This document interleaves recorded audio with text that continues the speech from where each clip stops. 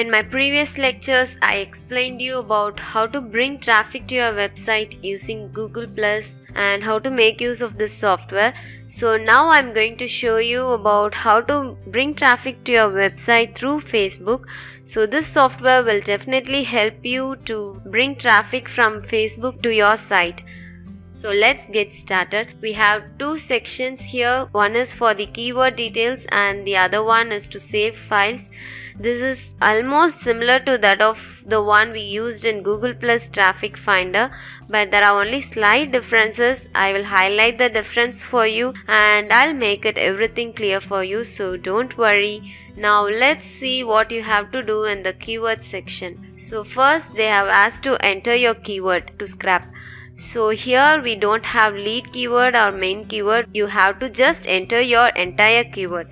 For example, if my keyword is buy iPhone, then I would enter it as buy iPhone. So next is the waiting time.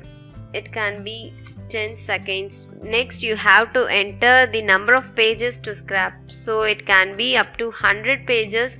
So this waiting time is the time in between the scraps. So if one page is scrapped, then the system will wait for 10 seconds and then it will go for the next page. Please make sure that you are giving the waiting time here and the number of pages here, and you have to enter your entire keyword in this box. So after this, you have to choose a file to save all the outputs.